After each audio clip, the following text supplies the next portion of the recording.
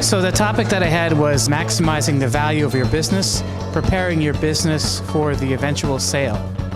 Most business owners don't know what the value of their business is and don't really know the factors that drive the value of their business.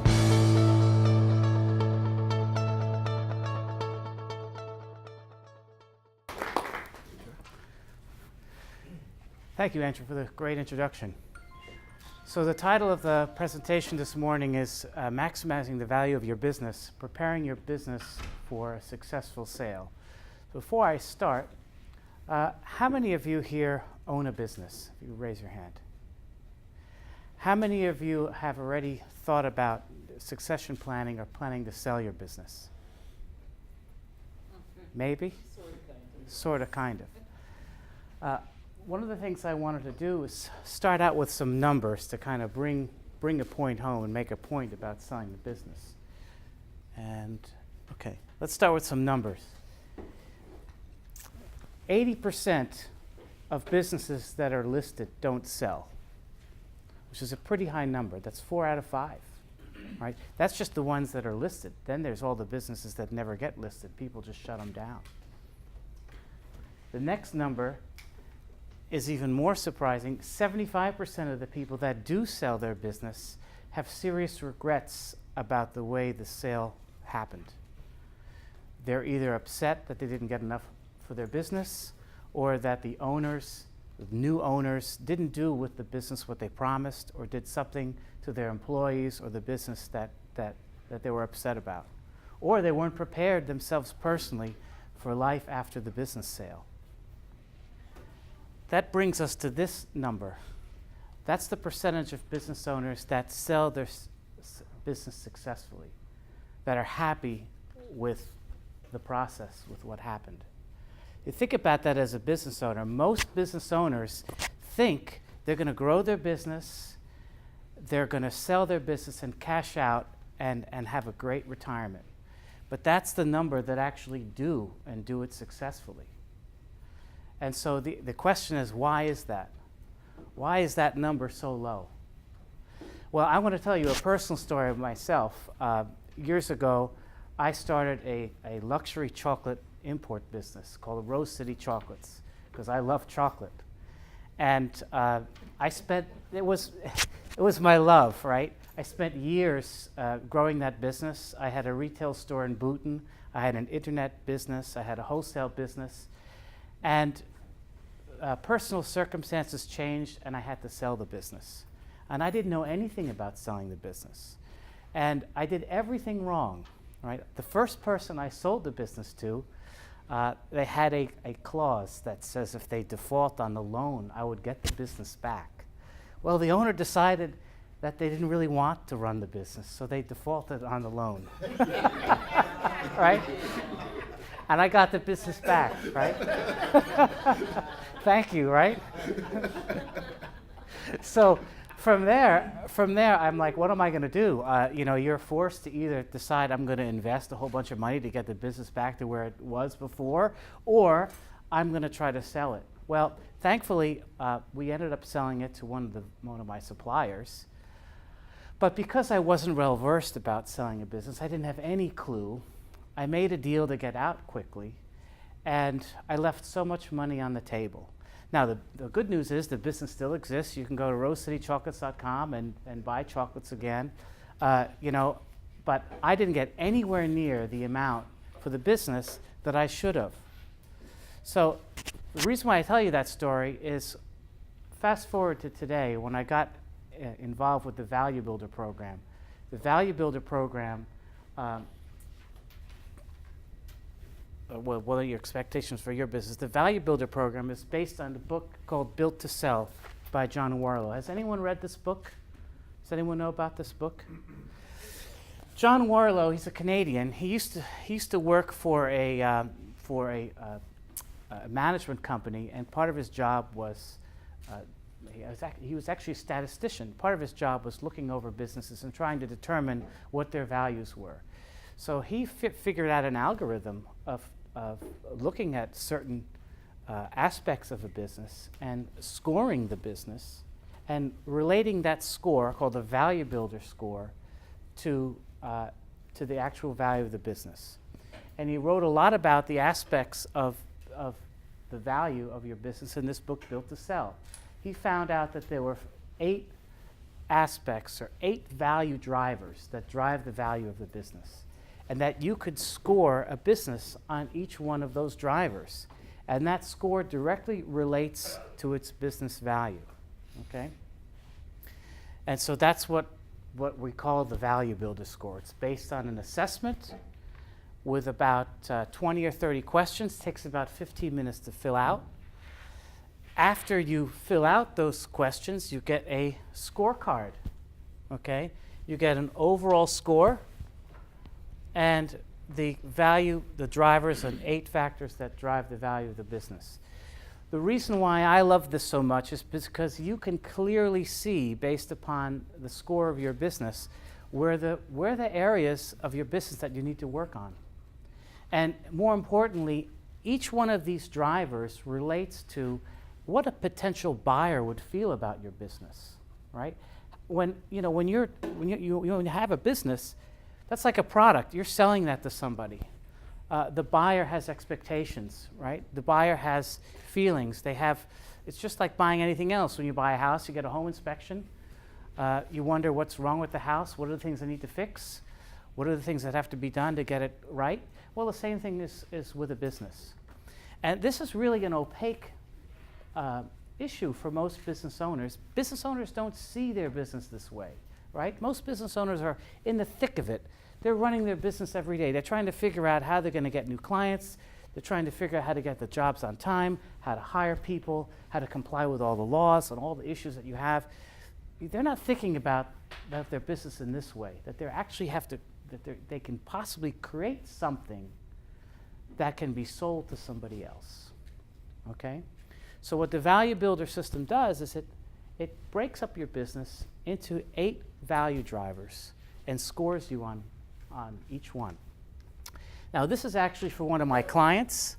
I bring this up because they didn't score very well. 49 is an actual low score. We'll get into what some of these things mean, but I just want to go fast forward to the next slide. When you put all the information in, you can get an estimate of value for your business. So on his business was currently estimated at $1.3 million. But if he would increase the score on his value builder score, he could increase the value of his business with the existing sales, right? This is not selling anymore. Existing customers. He could increase the value of his business to over $2 million, over $700,000 of an increase in value, right?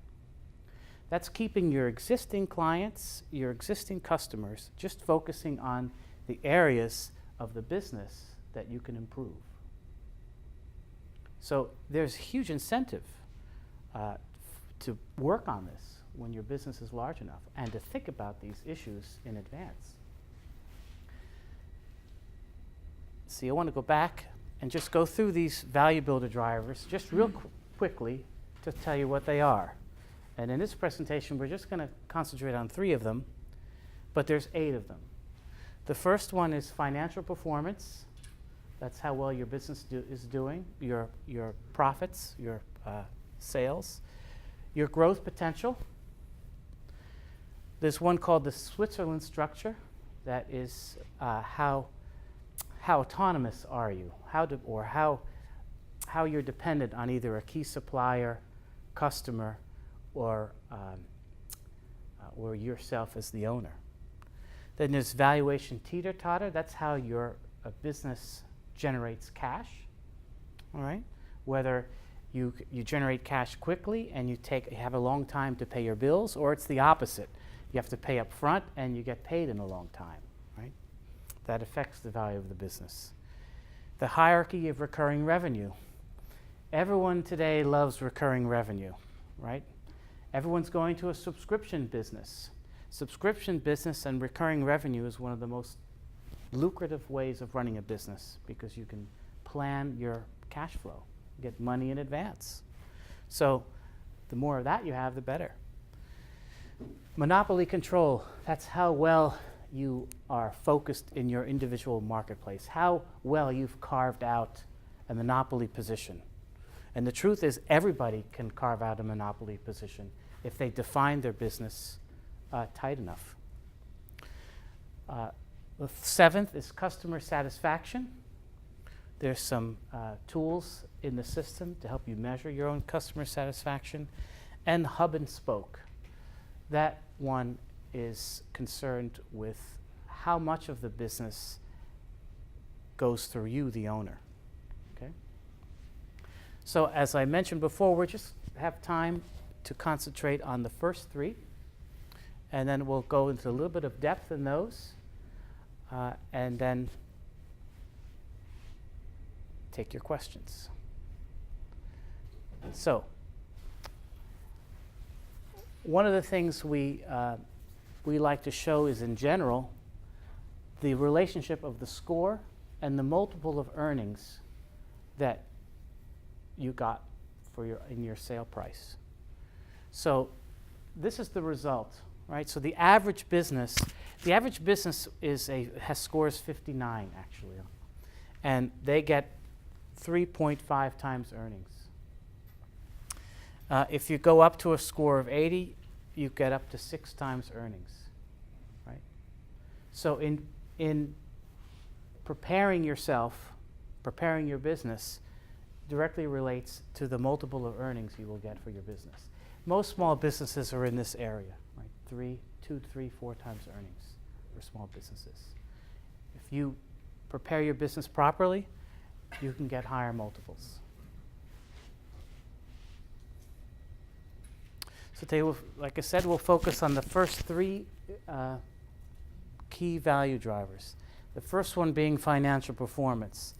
Now, there's a couple of things. It might seem obvious, of course. Profit, the net profits that you're making is obviously the first part that is important. But the second part is probably the most difficult for small businesses, and that is having audited and clear financials.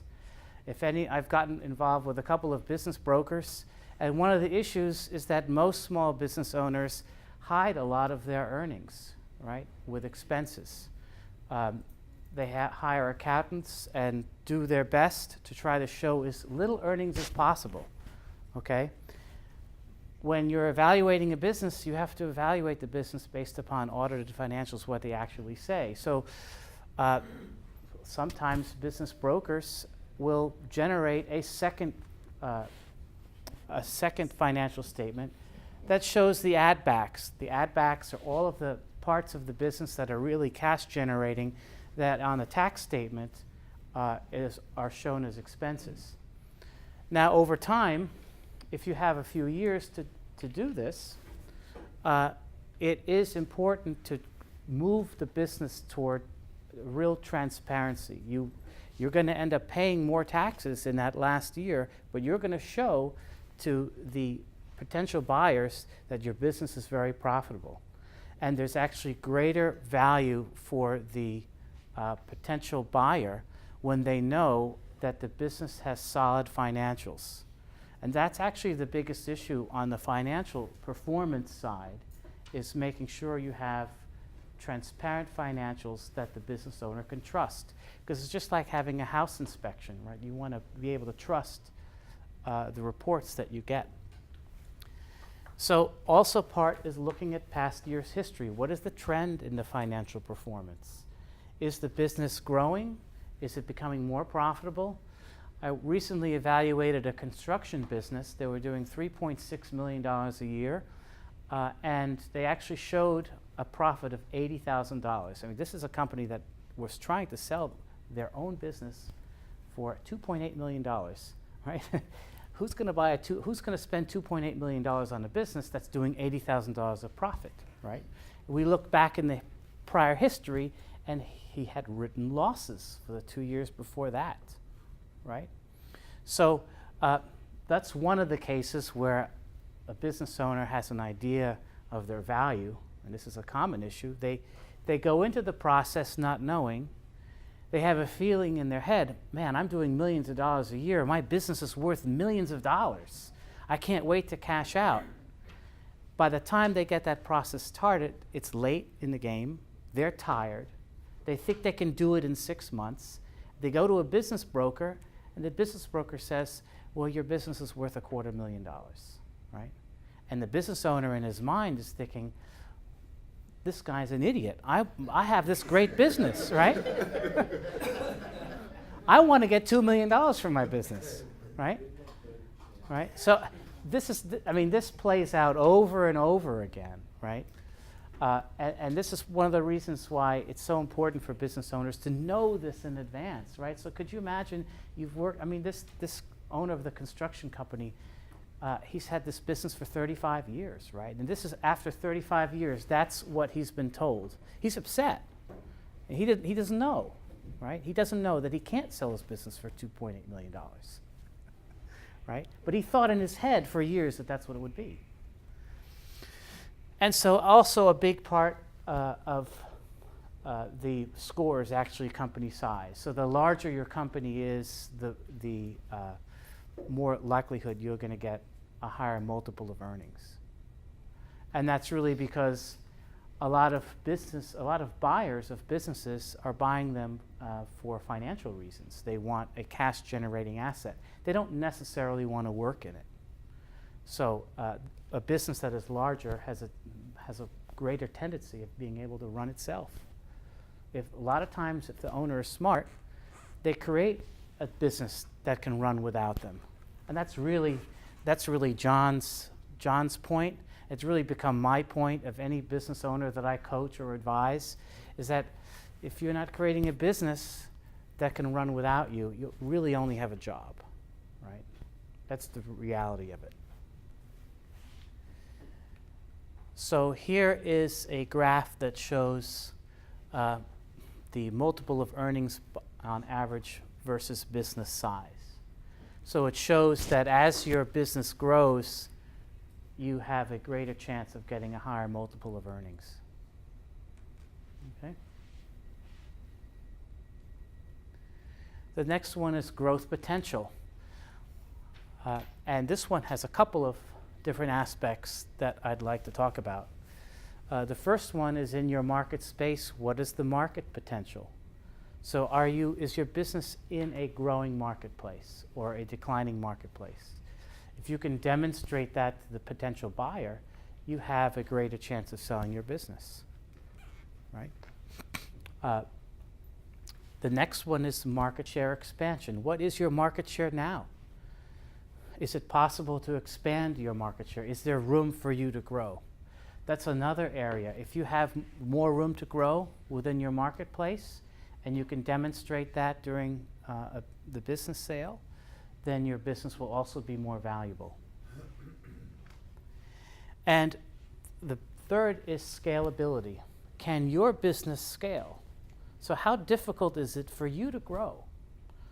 So in some cases, if it's a very labor-intensive business and it's very localized, it's very difficult to grow. Let's say if you have a very specialized knowledge and your business depends on your specialized knowledge, it's very difficult to grow. You have to hire somebody that's just like you. But if you have processes that are simple and you can easily expand your business to other geographical areas, or if you're a manufacturer and you have the potential within your plant to double or triple your sales without having to do a lot of investment, right? That also shows the potential buyer that you can scale and there's not a lot of investment. So scalability is a big part of the value of the business. If you can prove your business is scalable, you can get more money for it. For years, I worked for a conglomerate based out of the UK called Halma Company. Fascinating business. They specialize in purchasing high-tech manufacturing businesses that have the potential to scale 10 or 20 times over the next 20 years. And they will pay huge multiples of earnings for that, far more than what you would see here, right? So a lot of that is if you have a market potential and you know it's there, and you don't have the investment or the will to grow it, it could be worth a lot more than the multiples we see on the screen here. So one of the questions in the Value Builder score that I like to point out related to this is how easy would it be to accommodate 5 times demand, right? So based upon the answer to this question, we can track the multiples of earnings. So you can see if it's very easy for your business to go to 5 times demand, you can get much greater multiple than if it's impossible or very difficult, right? It's a graphical representation of a reality with scalability. The last one we're going to discuss today is the Switzerland structure. That is how dependent you are. And I have quite a few examples of this. So how dependent is your business on your top customer, your top supplier, your top employee, or you? Right? There's a lot of businesses that get the majority of their business from one customer. And so that's always a red flag for a buyer. What happens if that customer goes out of business or changes their own supplier? There was a story about a company in Pennsylvania. They were supplying laser printer cartridges, I believe, to a fairly large organization. And they were doing about $1.2 million a year and making a ton of profit. And it was 85% of this person's business. And he was trying to sell the business. And he couldn't sell the business. Well, lo and behold, that fateful day came where his customer decided to go to a totally different printing strategy within the organization and got rid of all those printers. So overnight, his business dropped 85%, and he ended up having to go out of business, right? It's one of the casualties of not paying attention to diversifying your business. This is why if you have a diversified customer base, a wide customer base, your business is more valuable because it can weather the storms if some of your top customers go out of business or just simply change, right? Change is all around you. Businesses fail all the time for this reason. The next is the supplier issue. I worked for a company for many years where for 2 of their most important key parts, they only had one supplier. And I saw firsthand what a disaster that could be. Okay, so this one manufacturer was making an industrial product with a little mechanical switch inside, which was a custom part. And that manufacturer's subcontractor, who owned the tooling, declared bankruptcy. The tooling was locked in that supplier's facility. They were unable to make parts for 18 months. 18 months to recover the tooling. Now, the flip side was the owner of the company was a little bit crazy with the way they did purchasing, and he actually had 18 months of supply on the shelf. So you can do that too, right? But not everyone is going to do that, right? Not everyone's going to put 18 months of supply on the shelf. And they have a similar issue today where they have their primary supplier for castings.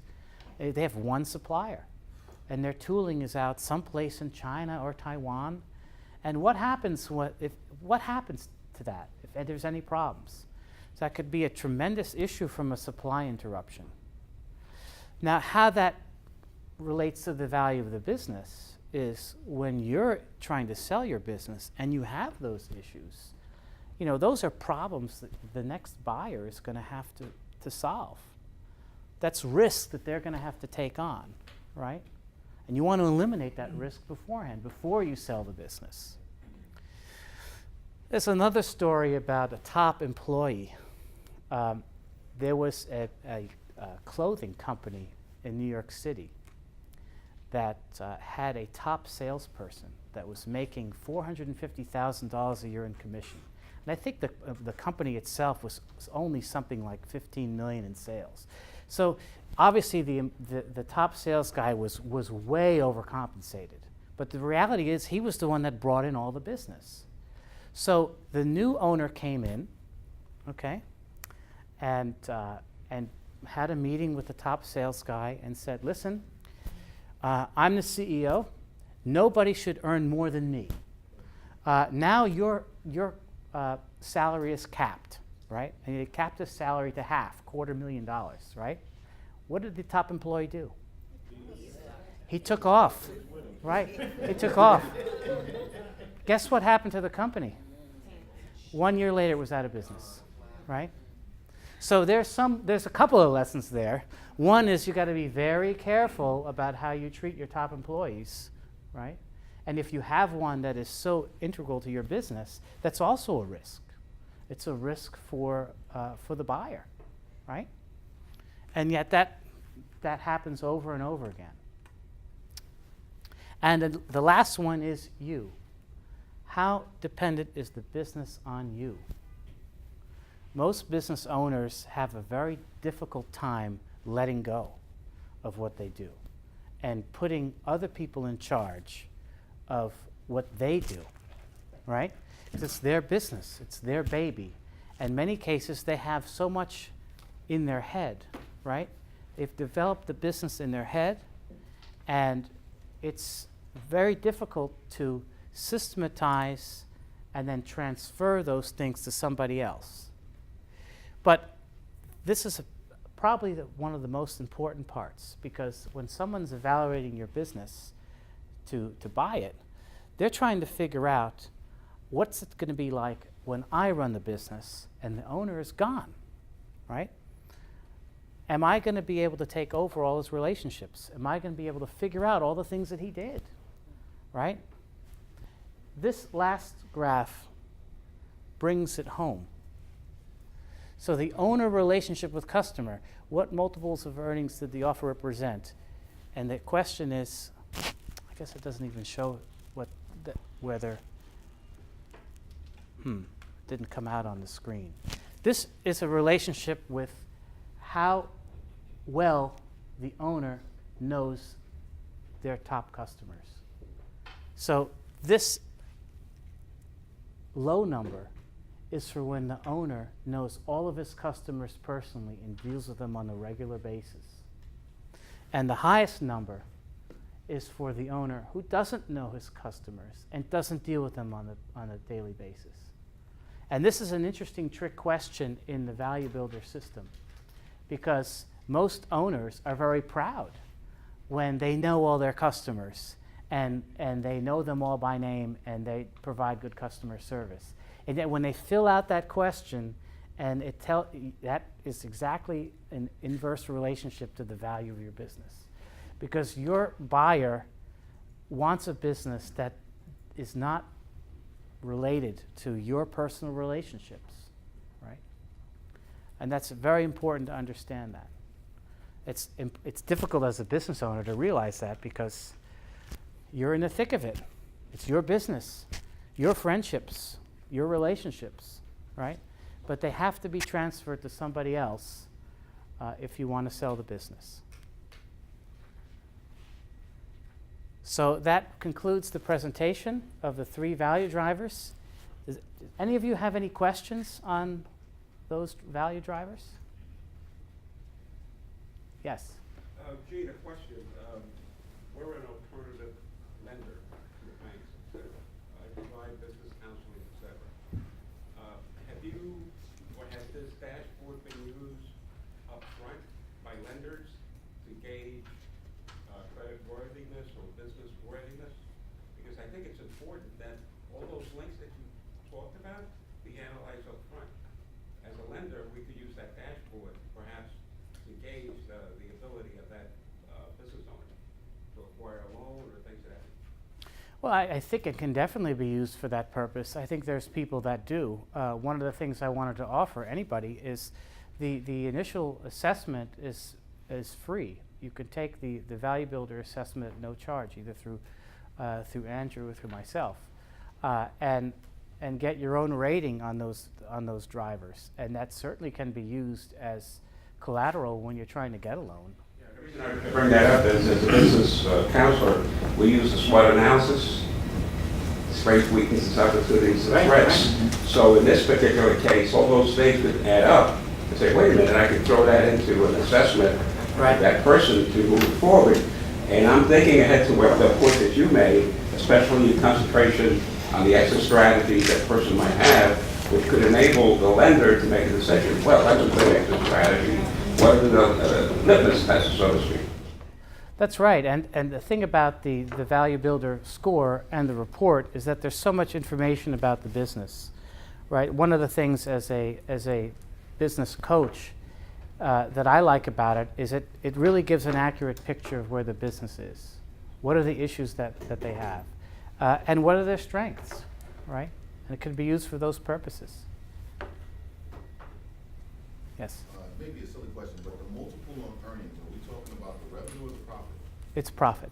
It's just the profit? Profit, yes. So revenue isn't calculated No, into it at all? no. People are concerned with profits. And a case in point was that construction company I was mentioning where they were showing $80,000 in profit for the year, right? But they wanted $2.8 million for the business. Any other questions? Yes. It's interesting that is this industry specific, and it would be narrowed down to industry specific based on your category?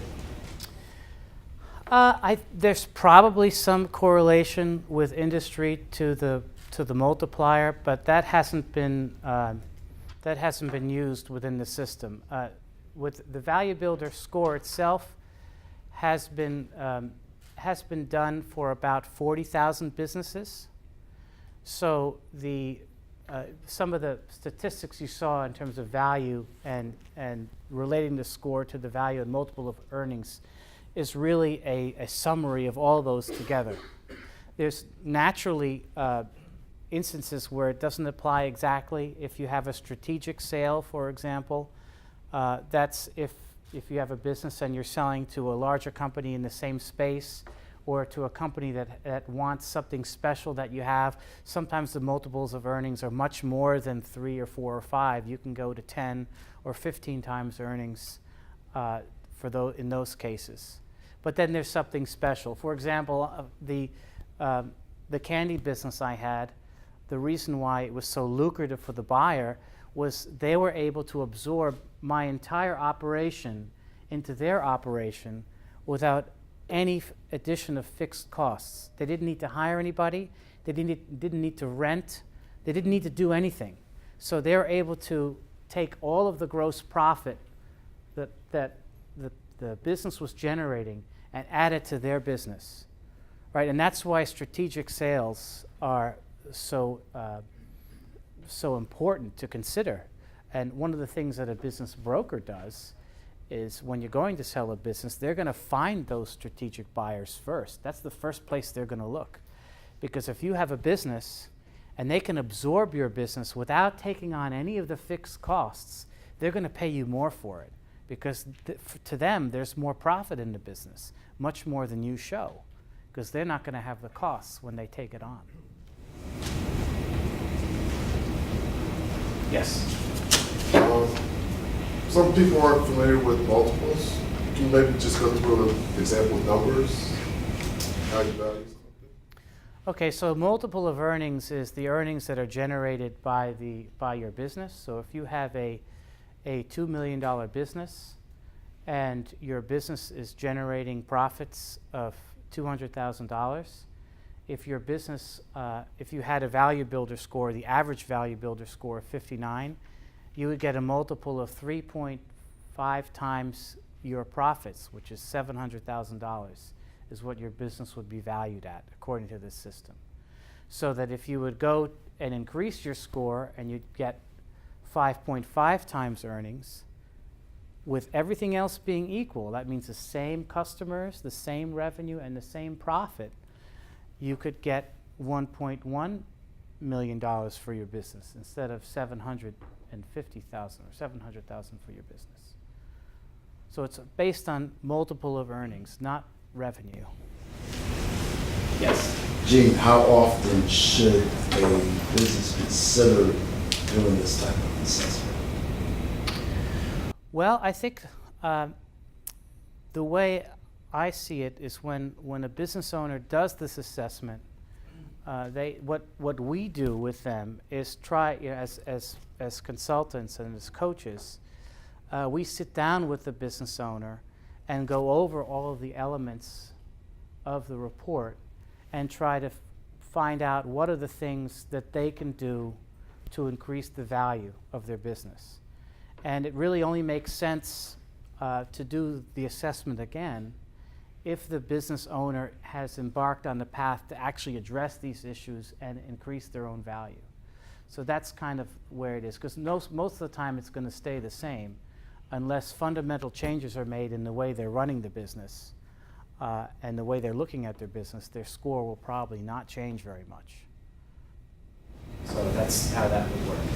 Yes. So this assessment can potentially be used to create a new strategy, a revamping, a reorganization of a business, and then perhaps at the end do it again after the process has been complete to do a reevaluation. Yes, that's right. And in fact, one thing that it doesn't show you is that sometimes when we work with clients, specifically on the monopoly control, that's one of the things that I like. I love working on the sales and marketing strategies. When you're honing in on a market, right, where you can really, which is really your target market, what you do best at, and you align your business to that, you can end up doubling your sales and profits by just focusing on that. And then, of course, that multiplier, it's like an exponential multiplier in the value of your business, right? So not only are you increasing your profits and your sales, but you're increasing your value builder score at the same time, right? So you can see an exponential growth. In fact, I have to give another example. A friend of mine had a reinsurance consulting business in New Jersey, and he was interested in selling his business, and he got offers of 2.5 times earnings. He got into the value builder system and realized he needed to systematize it and focus on a certain amount of customers and get his messaging right. Well, he sold his business to a strategic buyer last year for 11 times earnings, right? So we were talking about a difference, I think it was in the millions. And his sales did not change. That's the thing that's interesting. His sales grew very little during that process, right? But by focusing on a market, positioning himself in the business, he was able to appeal to a strategic buyer that wanted exactly what he offered, right? And most businesses, they present themselves as the vanilla version of themselves, right? So we're an accounting practice. We help businesses with their accounting needs, right? That's the way most businesses present themselves, as a generic version of themselves. No one knows what is their real strength, what are the things they do best, and what are the customers that they have that are special, right? So that's one of the things the process can help with. Yeah, a quick question. Can you go through the remaining 5 quickly? Of the dash, you touched on 3, but there were 5. If you just name them, because I have a question. It's up to you. My question is this. Yes. Is bankability within those other 5, and everything is competition? Is that somewhere? Well, we'll go through, what I'll do is, I'll walk through them real quick again, and then we'll finish up. You let me know how much time I have. I can go quickly. The rest of them are, the first one is valuation teeter-totter. This is the cash flow teeter-totter, and what this means is how your business generates cash. So, for example, if you were selling widgets on the internet, okay, and you negotiated 60-day payment terms with your supplier, and you sold that stuff up front, that means you would have a plus 60-day valuation teeter-totter in your business. You're generating cash well before you need to pay the bill, right? The flip side is where you're buying stuff and you have to pay up front, and your customers are paying you in 90 days. That's a minus 90 day. Like I have a client that does specialty medical translation, and she's got to pay the translators up front and wait for 90 days for the hospital to pay the bill. Now, this is the challenge. Every pay cycle, she's growing. So she's running out of cash, right? She's growing too fast. That's a minus 90 day. So that has a big effect, because a business owner who buys that business, if it's a minus cycle, they got to add cash right away, right? It's not generating enough cash, especially if you're growing. The next one is hierarchy of recurring revenue. There's a great example here that John used, was an IT company, computer company that was working in a break-fix model. So they had 20 or 30 companies, and they would respond to them whenever there was a problem with their computer. She tried to sell the business, the owner, and she was offered $250,000. So she was advised to put all of her customers on a contract. So what she did is she went and did a review of what all her customers spent in the last 2 years, and went to her customers and offered a contract at a discount saying, listen, last year you spent $10,000, the year before you spent $10,000, we can save you money if you give a recurring revenue contract for us. She was able to put 95% of her customers into that program. She doubled the value of her business and sold it for $500,000. No new customers, no new revenue, right? But she created this subscription. She created a subscription model. And why was that important for the buyer? Because the buyer knew that when the owner left, the customers would still be there, right? And a break-fix model, there's no guarantee the customers would come back, right? So that's a big part of the issue there. Monopoly control. This relates to competitors. Every business has a specialty, even when they're not saying it. So if you're an accountant and your specialty is manufacturers, because you really know how to do accounting for manufacturers, then go to market as an accountant that specializes in manufacturers, right? And carve out your niche. That does two things. First of all, it tells the world that you're special in one area, right? And it gives you the right to then contact other manufacturers and tell them why you can help them. And it also narrows your competitors. When you have that experience, they're only going to come to you, and when the buyer buys that business, they know they're buying a company that has a specialization. And you don't lose those companies that quickly. And I will argue, I use the hourglass view for customer funnels, right? So everyone thinks of a funnel as just like a big V where you're funneling. The truth is that you have an hourglass, is that your funnel is concentrating on your specialty. And once you concentrate on your specialty, that's when your leads and your potential market grows, right? It's counterintuitive. Most businesses are afraid to specialize because they're afraid that they will lose their other potentials. The last one is, or the second to last one is customer satisfaction. This is based upon the Net Promoter Score. So does anyone know what the Net Promoter Score is? Okay. The Net Promoter Score was actually, I forget who developed it. It was somebody that was trying to correlate the some kind of way of correlating customer satisfaction with the growth potential of the company. And they found that there was only one question that could properly correlate that. And the question is, on a scale of 1 to 10, how likely are you to recommend our product or service to others, right? That is the question. How many people have answered that question before, who've seen that question, right?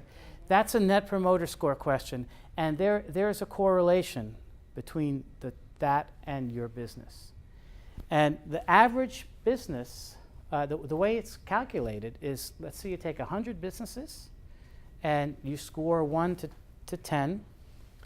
If you score 0 to 6, that counts as -1. 7 or 8, 0, and 9 or 10, those are net promoters, that counts as +1. So what they do is they add that all up and average it out, and they get a number, and that's like a percentage. So the average business has a number of 14%. That means basically the number of detractors, those are the people that are scoring you low, are pretty similar to the numbers that really love you, right? That's the average score of any business. Businesses that grow like crazy have high scores. People like Amazon, companies like Amazon and Apple, they have net promoter scores of like 80, where their net promoters, they have so many people that are excited about their product, right? And you can relate that to the growth of your business. So your score on this is very important. When I do, I'll just add a little comment on this. When I do this survey for people, the biggest issue is making sure that they answer the second question, which is, tell us why you scored the way you did. And the most important answers are the negatives. The negatives are the things you address, and those negatives will impact the score. And then the last one is hub and spoke. We talked about that a little bit. This is how much of your business operations has to go through you. How much are you involved in the day-to-day activities of the business? Right. As an inventor, I want to do it with a product. So if I know my target and I know the retail audience that I'm reaching, and I use the assessment, and how many times can you do it? Is there any limit, or can you go through the assessment as many times as you want, using different things? You can get the score as many times as you want. The only time that charges apply is when you hire the consultants or coaches to kind of take you through this and go through it. The assessment itself is Gene, a comment I have is, and I did it with Andrew, I think it's really important that you have an Andrew or yourself to go through the results, because some of the questions are very difficult to answer. You know, is it this one or this one? You know, I think there's 5 answers or something. So you can narrow it down, but a lot of times you're between 2 and it's like, geez, which one is it? And so talking it out after the fact, for me, was very valuable. right. I don't know how you would do it. If you just sent me the results, it wouldn't mean much to me. But through the coaching, it meant a lot. Right. So it was huge value. Well, that's true, because there's just so much depth into the questions and what they mean that it makes sense to take them with somebody. All right? Well, thank you. Thank you.